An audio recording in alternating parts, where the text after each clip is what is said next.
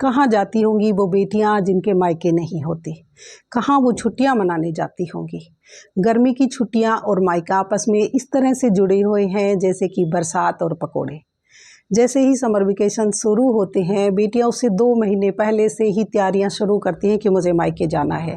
बच्चे शोर मचाते हैं कि उन्हें नानी के घर जाना है, और जिनके मायके नहीं है वो नहीं जा सकती, तरस कर रह जाती हैं। लेकिन जिनके मायके हैं वो बेटियां भी मायके नहीं जाना चाहती। आज हम बात करेंगे कि क्यों वो बेटियां अपने मायके नहीं जाना चाहती। नमस्कार, मैं सरिता सेलवाल। एक शादीशुदा बेटी ये समझ सकती है कि उसकी लाइफ में एक मायके की क्या अहमियत है, कि मायके के बिना उसका कोई वजूद नहीं होता। ससुराल में कोई उसकी वैल्यू नहीं करता अगर मायके वाले उसे वैल्यू नहीं देते। उसका हस्बैंड तक इस बात की मजाक उड़ाते हैं कि तुम्हें कोई नहीं पूछता, और इसीलिए वो किसी को ये बात नहीं बताती कि उसका मन नहीं कर रहा मायके जाने का, क्योंकि उसके हस्बैंड भी उसे जज करेंगे, कि उसके ससुराल वाले भी जज करेंगे कि तुम्हारी किसी से नहीं बनती, तुम्हारा तो बिहेवियर ही बहुत बुरा है, तुम खुद ही बुरी हो, इसीलिए मायके वालों से भी नहीं बना रही तो ससुराल वालों से क्या बनाओगी। इस तरह की बातें उसे सुनाई जाती हैं, इसीलिए वो किसी को नहीं बताती। मन ही मन में उसका मन करता है कि वो वहाँ ना जाए, लेकिन उसे जाना पड़ेगा बच्चों के लिए और दूसरों को दिखाने के लिए कि मेरी मायके में बनती है। जब वो जाती है तो उसको किसी को इंतज़ार नहीं है, कोई उसका वेलकम नहीं करता, क्योंकि वहाँ उसे उतना वेलकम नहीं किया जाएगा जितना दूसरी बहन को किया जाएगा। क्योंकि माँ बाप बचपन से ही बच्चों के बीच में डिस्क्रिमिनेशन करते हैं, एक को ज़्यादा प्यार करते हैं, दूसरे को कम प्यार करते हैं। जिस बेटी को इग्नोर किया गया है वही मायके नहीं जाना चाहती, क्योंकि इसे बचपन में इग्नोर किया गया है, अब भी उसे इग्नोर किया जाता है। जो लाडली बेटी थी वो बचपन में भी लाडली थी और आज भी वो लाडली बेटी है। उसकी इसमें क्या गलती है, क्यों एक बेटी को ज़्यादा प्यार दिया जाए। और इसी तरह से उसके बच्चों के साथ भी किया जाता है कि जो उनकी लाडली बेटी है उसके बच्चों से भी वो ज़्यादा प्यार करेंगे। नाना नानी जिस बेटी को इग्नोर किया गया है उसके बच्चों को आज भी इग्नोर किया जाएगा।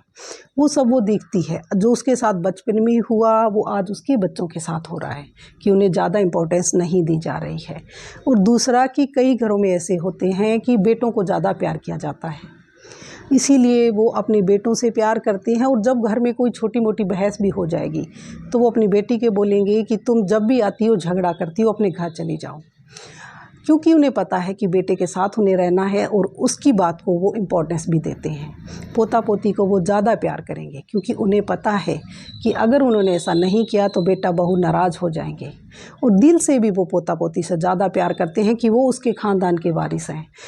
आजकल के भाई बहनों में प्यार कम और कंपटीशन ज़्यादा हो गया है, कि जैसे भी कोई बहन के पास ज़्यादा पैसा है तो वो दूसरी बहन को नीचा दिखाने की कोशिश करती है, वो भाई बहन को नीचा दिखाने की कोशिश करते हैं कि तुम्हारे पास महंगा फ़ोन नहीं है, तुम्हारे पास अच्छे कपड़े नहीं है, तुम्हारे बच्चे अच्छे स्कूल में नहीं जाते, और इस तरह की चीज़ें उसे दिखाई जाती है। तो उसे महसूस होता है कि मैंने यहाँ आकर गलती कर दी, मुझे नहीं आना चाहिए था।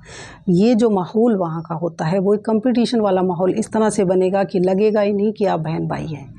लाइफ में कौन कितना आगे निकल गया है और कौन पीछे छूट गया है, इसी चीज़ का कंपटीशन बहन भाइयों के बीच में चलता रहता है। आपने महसूस किया होगा कि जब आप मायके जाती हैं तो आपके बच्चों की परवरिश पर, आपने कैसे पाला है उन्हें, इस पर उंगलियां उठाई जाती है कि आपके बच्चों को मैनर्स नहीं है, देखो ये किस तरह से बोलता है, कितना नोटी है, कितना खाता है, कितनी शरारत करता है। ऐसी बहुत सारी बातें आपको सुनाई जाएंगी। हर बात बात पर ये शिकायत होगी कि तुम्हें कुछ नहीं आता, तुमने अपने बच्चों को कुछ नहीं सिखाया।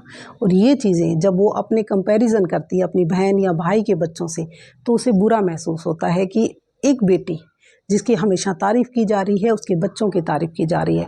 हालांकि चाहे उनमें भी कमियां हो, लेकिन वो नहीं बोलेंगे। कमियां सिर्फ दिखेगी उस बेटी की जिसमें पहले प्यार कम मिला है, अब उसके बच्चों को प्यार नहीं मिल रहा है, और उन पर उंगलियां उठाई जाएगी कि जो आवाज़ नहीं उठाता उसी के खिलाफ बोला जाता है। जो इंसान नहीं सुनता उसके खिलाफ कोई नहीं बोलेगा। मान लीजिए आपकी बहन है, वो 1 मिनट में ये बात बोल देगी कि मेरे बच्चों के बारे में बात मत करिए, वो जो कर रही हैं ठीक कर रही हैं, लेकिन अगर आप नहीं बोलेंगी तो आपके बच्चों पर उंगलियां उठाई जाएगी। ऐसा अगर आपने महसूस किया है तो आप मुझे कमेंट्स में ज़रूर बताइएगा। और दूसरा कि ऐसी जो बेटियां होती हैं वो प्यार चाहती हैं सबसे, वो सबसे प्यार करेंगी, सबकी केयर करेंगी, और दूसरे एसी रूम में बैठकर बातें कर रही हैं, मज़े कर रही हैं, फिल्म देख रही हैं, और एक बहन जो है वो किचन में लगी हुई है। वो उसको कोई किसी को फ़िक्र नहीं है कि उसे भी रेस्ट की ज़रूरत है, वो यहाँ रेस्ट करने आई है। क्योंकि बेटियाँ जो है वो मायके में रेस्ट करने जाती हैं, सुकून लेने जाती है, प्यार लेने जाती है, लेकिन कुछ बेटियों को कुछ भी नसीब नहीं होता, ना प्यार, ना आराम और ना ही सुकून।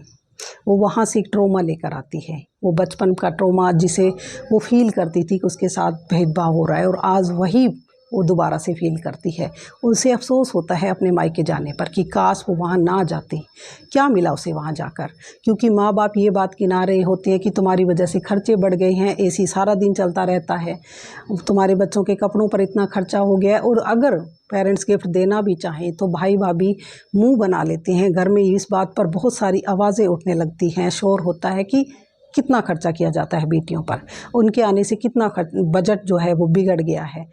जब एक बेटी मायके जाती है प्यार की तलाश में, लेकिन उसे नहीं मिलता है, तो उसे बहुत बुरा लगता है। जब उसके पेरेंट्स उसकी शिकायत करते हैं, बहन भाई शिकायत करते हैं, उसके बच्चों की शिकायत करते हैं, जब ससुराल वाले शिकायत करते हैं, तो वो एक बेटी जो है वो बड़े ही आराम से सुन लेती है, क्योंकि उसे पता है कि वो उसके अपने नहीं है। लेकिन वही बात जब उसके मायके वाले बोलते हैं तो उसका दिल टूटता है, बहुत बुरा लगता है कि जब कोई अपना कुछ कहता है तो फिर बर्दाश्त नहीं होता।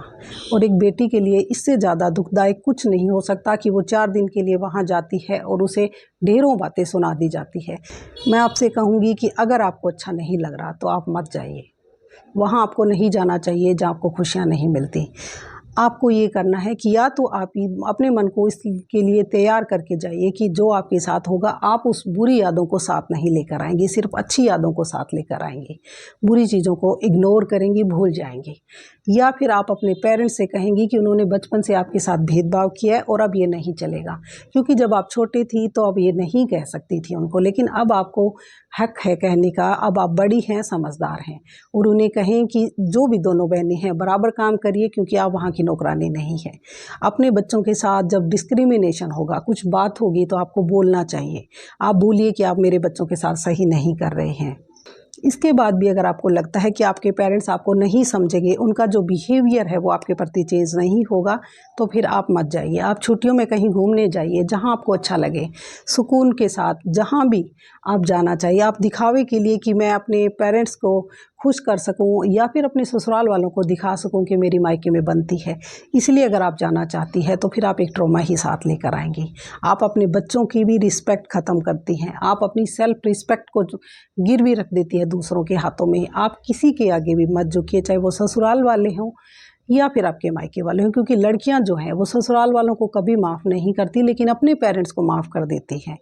आपको हक है अपने बारे में डिसीज़न लेने का, अपनी खुशियों के बारे में डिसीज़न लेने का। आप वहाँ भी कॉम्प्रोमाइज़ मत करिए जहाँ आपके पेरेंट्स आपको इम्पोर्टेंस नहीं देते, दूसरी बहन को आपके बजाय ज़्यादा इम्पोर्टेंस मिल रही है। आप अपनी आवाज़ उठाइए, उनको ये बात बताइए कि वो आपके साथ गलत कर रहे हैं। अपने भाई को बताइए। वो बेटियाँ बदनसीब होती हैं जिनको अच्छे मायके नहीं मिलते।